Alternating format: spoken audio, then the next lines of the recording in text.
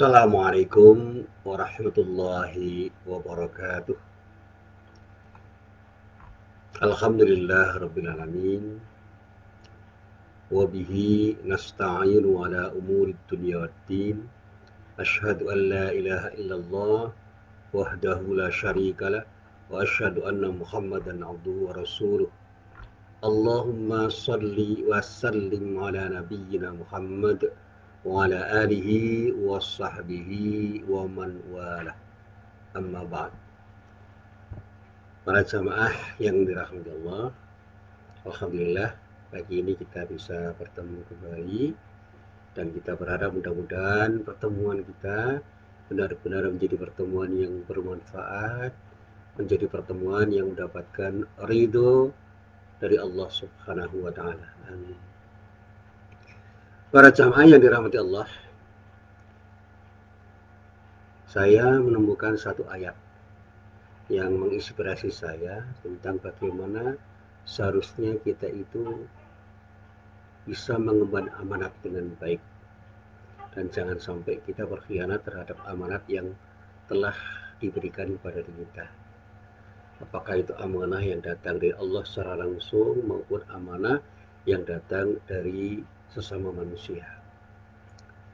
Kenapa ayat ini menjadi menarik untuk saya kaji? Karena sekarang ini kata amanah itu tengah menjadi perbincangan banyak orang dan hampir selalu dikaitkan dengan antonimnya yaitu khianat. Karena menurut pengamatan banyak orang, terlalu banyak orang yang sulit dipercaya dan sebaliknya terlalu sedikit mencari orang yang betul-betul bersikap amanah atau bahkan sulit sekali mencari orang-orang yang pantas dipercaya.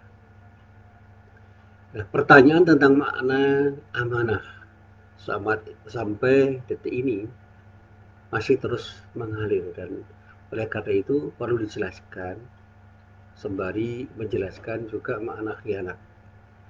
Nah, ini yang berkali-kali saya coba untuk saya cermati dari penjelasan para ulama, para mubalik, para ustadz yang menjelaskan dengan rinci makna amanah dan makna khianat ini. Meminjam bahasa yang asli dari kata amanah. Amanah itu seakar dengan kata iman. Berarti sikap amanah itu punya korelasi erat dengan iman seseorang. Orang yang beriman seharusnya memiliki sifat amanah. Dan orang yang tidak bersikap amanah berarti membuktikan bahwa dirinya tidak beriman. Meskipun lidah orang itu bisa mengatakan saya adalah orang yang beriman. Sekarang ini kan banyak orang yang lidahnya mengatakan iya tetapi hatinya mengatakan tidak. Dan itu sikap nifak yang dimiliki oleh banyak orang. Nah, para jamaah yang dirahmati Allah, di dalam Al-Quran surat Al-Anfal ayat 27 Allah menyatakan A'udzubillahi minasyaitonirrajim. Ya ayyuhalladzina amanu la tahunullaha war rasula wa tahunu amanatikum wa antum ta'lamun. Hai orang-orang yang beriman, janganlah kamu mengkhianati Allah dan Rasul. Maksudnya mengkhianati Rasulullah Nabi Muhammad SAW, dan juga janganlah kamu mengkhianati amanat-amanat yang dipercayakan kepadamu sementara kamu betul-betul tahu seharusnya apa yang kamu lakukan dengan amanah yang dipikirkan untukmu itu. Ini terjemahan ringkas dari apa yang saya baca dari surah Al-Anfal ayat 27. Nah, para jamaah yang dirahmati Allah, sikap amanah ya, yang selalu disampaikan oleh para ulama, para mubalik, para ustadz, itu seharusnya diwujudkan dalam semua aspek kehidupan. Nah, orang yang memegang amanah itu dituntut untuk menjalankan dan menyampaikan amanah itu kepada sesuatu atau yang berhak menerimanya atau menerima amanah itu. Satu saat saya itu diamanahi untuk menyampaikan satu bungkusan kepada seseorang di kantor saya. Karena saya lupa, bungkusan itu saya berikan besok paginya. Nah, ternyata bungkusan yang saya sampaikan besok paginya itu diperlukan oleh orang itu pada malam hari sebelum saya sampaikan. Nah, ini yang saya sesali. Kenapa saya harus menunda untuk menyampaikan sesuatu yang diamanahkan kepada saya untuk segera saya sampaikan kepada orang yang berhak. Karena orang yang menitipkan barang itu, bungkusan itu, tidak menjelaskan dan tidak menyatakan bahwa saya harus segera memberikan kepada orang yang berhak untuk menerimanya. Jadi saya pulang dulu dan baru saya berikan besok paginya. Padahal siang itu bisa saya berikan kalau saya mau. Nah, ini yang kemudian menginspirasi saya. Kalau begitu kita diberi amanah, kita harus bisa melaksanakan amanah itu tepat waktu, tepat sasaran. Dan pada saatnya memang kita harus menyampaikan sesuatu yang diamanahkan kepada kita itu kepada yang berhak. Termasuk amanah jabatan.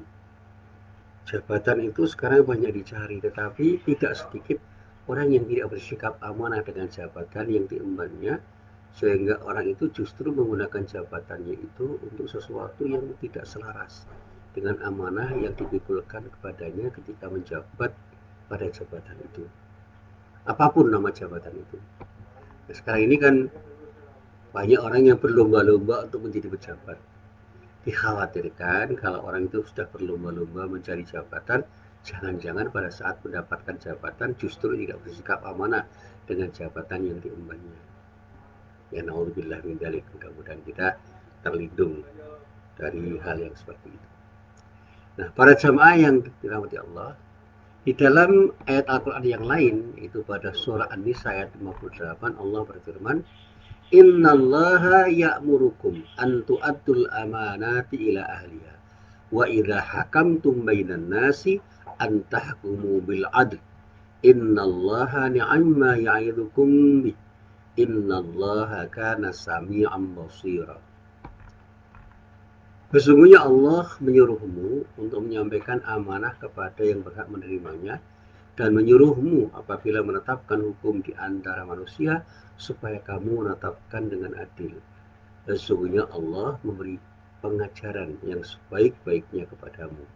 Sesungguhnya Allah adalah zat yang maha mendengar lagi maha melihat. Nah, ayat ini menegaskan termasuk hakim yang harus bersikap amanah ketika mengadili, harus mengadili dengan seadil-adilnya. Nah, sekarang ini yang namanya proses peradilan banyak sekali disorot. Ya, kita tidak harus menuduh siapa yang bersalah, tetapi banyak orang yang memberikan kritik terhadap proses peradilan, termasuk di negeri kita. Itu yang kadang-kadang ditengari oleh orang jauh dari amanah yang dibebankan kepada para pemegang kekuasaan atau orang yang punya otoritas untuk mengadili. Sehingga dari awal proses penyelidikan, penyidikan, dan pada saat proses pengadilan itu berlanjut, seringkali kita menemukan ada sesuatu yang salah di dalam proses pengadilan itu, sehingga kesimpulan atau ujung-ujungnya hasil proses peradilan itu tidak dirasakan adil oleh para pihak yang harus mendapatkan keadilan dari orang yang mengadili. Nah, di dalam dunia peradilan itu memang rentan sekali orang bersikap zalim terhadap orang lain dan sulit sekali untuk bersikap adil.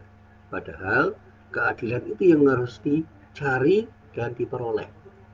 Dan pada saatnya ketika seorang hakim mengadili perkara apapun, dia harus bersikap adil sehingga orang yang berperkara itu menjadi orang yang benar-benar merasakan ada keadilan pada ketika orang itu berperkara, sehingga keputusan hakim itu betul-betul dirasakan sebagai sebuah keputusan yang adil. Nah, para jamaah yang dirahmati Allah, memiliki sikap amanah itu penting di dalam kegiatan bermuamalah. Sikap amanah yang dimiliki seseorang itu insya Allah bisa menjadikan tolok ukur yang bisa mengangkatnya untuk menjalankan tugas tertentu. Sebaliknya, suatu urusan yang diserahkan kepada orang yang tidak bersikap amanah, maka kata banyak orang, urusan itu akan berantakan. Sebab orang yang tidak bersikap amanah itu berarti orang itu tidak bisa bersikap profesional untuk menjalankan tugasnya. Kita bisa meminjam sebuah hadis yang diriwayatkan oleh Abu Hurairah yang dikutip oleh Imam Bukhari dalam kitab Sahih Bukhari juz 8 halaman 129. Hadisnya hadis nomor 6496. Di dalam hadis itu dinyatakan bahwa Rasulullah pernah bersabda, "Idza dhiyyatil amanatu fantadiris sa'ah." Qala, "Kaifa idha'atuha?" Ya Rasulullah. Qala, "Idza usnital amru ila ghairi ahli fantadiris sa'ah." Apabila amanah telah disia-siakan, tunggulah saat kehancurannya. Nah, pada saat itu seorang sahabat bertanya, "Ya Rasulullah, bagaimana maksud menyia-nyiakan amanah itu?" Kemudian Rasulullah pun menjawab, yaitu menyerahkan suatu urusan untuk ditangani oleh orang yang bukan ahlinya. Untuk itu tunggulah saat kehancuran urusan tersebut. Jadi kalau kita menyerahkan urusan itu pada orang yang bukan ahlinya atau yang memang tidak piawai untuk melaksanakan amanah itu, ya tunggu saja saat kehancurannya. Saya sering berguru, kalau kita itu menyerahkan mobil untuk disupiri orang yang tidak bisa nyopir, ya kemudian tabrakan. Kalau kita itu menyerahkan kain pada seorang penjahit yang tidak bisa menjahit dan kemudian nekat menjahit, ya bisa saja kain itu tidak menjadi baju atau celana atau pakaian yang kita harapkan. Demikian juga nanti pada saat ketika kita bicara tentang kegiatan-kegiatan muamalah yang lebih luas. Dalam banyak hal, kegiatan-kegiatan muamalah itu kalau diserahkan bukan pada orang yang ahli, ya akan berantakan. Seorang yang berperan sebagai seorang guru tetapi tidak punya kepribadian sebagai seorang guru dan tidak punya kemampuan untuk mendidik para muridnya. Nah, pada saatnya proses pendidikan itu akan tidak berjalan sesuai dengan apa yang seharusnya dijalankan. Ujung-ujungnya ya hasilnya tidak sesuai dengan apa yang diharapkan. Nah, sekarang ini orang berlomba-lomba menjadi pegawai misalnya.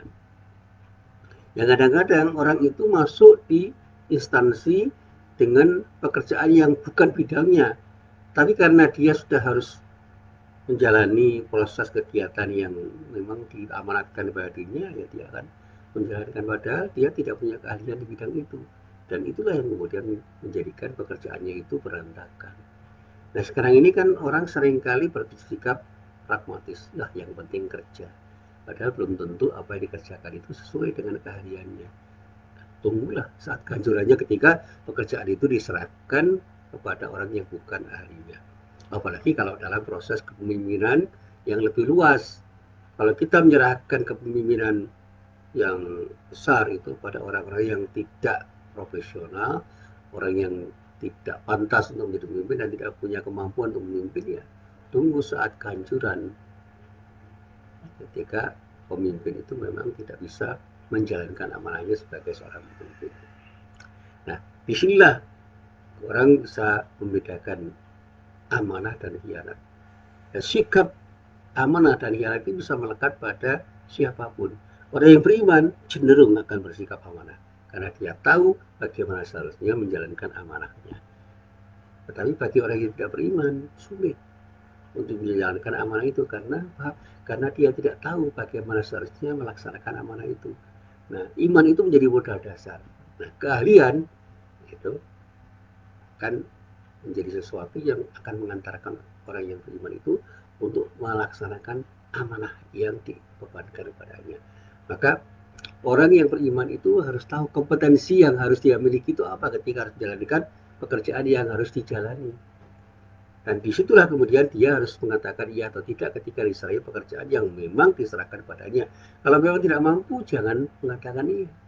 Jangan pernah menerima pekerjaan yang memang tidak bisa dikerjakan.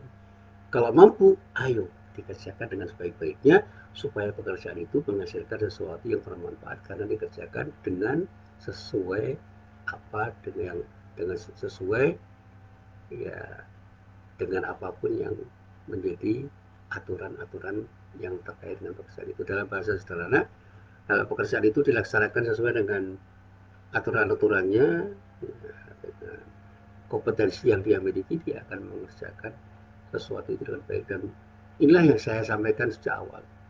Jadi keahlian itu penting, tetapi komitmen orang untuk bisa melakukan tindakan sesuai dengan keahliannya itu kadang-kadang jauh lebih penting. Dan komitmen itu harus diawali dari cara berpikir dia, bahwa ketika saya itu bekerja, saya harus mengerjakan sesuatu itu dengan sebaik-baiknya. Optimal dia bekerja, sehingga apapun yang dihasilkan itu menjadi sesuatu yang memang sangat bermanfaat karena optimasi peran yang dia mainkan. Nah, para jamaah yang dirahmati Allah, untuk menyederhanakan apa yang saya jelaskan di pengajian ini, mari kita mencoba untuk berkaca. Kita ini sebenarnya mampu atau tidak untuk istari pekerjaan tertentu. Kalau memang tidak, jangan mau. Tapi kalau kita mampu dan kita sudah mengatakan iya, katakan iya pada diri kita dan kemudian lakukan tindakan yang terbaik untuk melaksanakan pekerjaan yang diamanahkan kepada kita sehingga menghasilkan sesuatu yang terbaik. Inilah sikap orang yang beriman yang seharusnya. Sementara orang-orang yang tidak beriman itu cenderung untuk bersikap khianat. Terutama kalau kita bicara orang munafik. Orang yang selalu berbohong, orang yang selalu menyalahi janji, orang yang selalu bersikap khianat. Orang yang seperti ini memang sudah ditangani oleh Allah sebagai orang-orang yang berpeluang untuk bersikap khianat. Dan pada saatnya jangan sampai kita serahkan urusan pada orang-orang yang punya sikap munafik itu. Berbahaya orang munafik kalau diserahi pekerjaan. Dan disinilah kemudian orang harus berhati-hati untuk menyerahkan amanah pada siapapun. Dan saatnya kini kita berusaha untuk mulai dari diri kita sendiri untuk menyikapi semua yang diamanahkan kepada kita untuk kita kerjakan sesuai dengan apa yang telah dibebankan pada kita. Dan mari kita bekerja keras, bekerja cerdas, bekerja tuntas dan ikhlas untuk mengerjakan apapun yang telah diamanahkan kepada kita. Dan kalau kita mengamanahkan kepada orang lain sesuatu pekerjaan, kita boleh memberikan kritik untuk mengontrol orang yang kita beri amanah supaya amanah yang kita berikan kepada orang yang telah kita beri amanah itu benar-benar dijalankan sesuai dengan apa yang seharusnya dia jalankan. Sehingga kalau ada pemimpin dikritik, jangan marah. Dan kita sebagai orang yang dipimpin berhak untuk memberikan kritik kepada para pemimpin supaya pemimpin itu menjalankan amanah yang dibebankan oleh rakyat kepada mereka, dan pada saatnya apa yang dilakukan oleh seorang pemimpin itu benar-benar menjadi sesuatu yang bermanfaat untuk rakyatnya.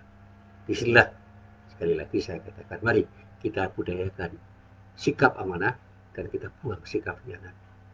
Memang butuh kerja keras, tetapi semua itu akan berjalan dengan baik kalau kita mau dan berani untuk melakukannya. Dan mudah-mudahan kita benar-benar termotivasi untuk bersikap amanah, dan kita doakan mudah-mudahan para pemimpin kita betul-betul bersikap amanah sehingga kepemimpinan mereka menjadi kepemimpinan yang memberikan manfaat bagi masyarakat dan rakyat yang dipimpinnya. Amin ya rabbal alamin. Demikian apa yang bisa saya sampaikan pada pagi hari ini.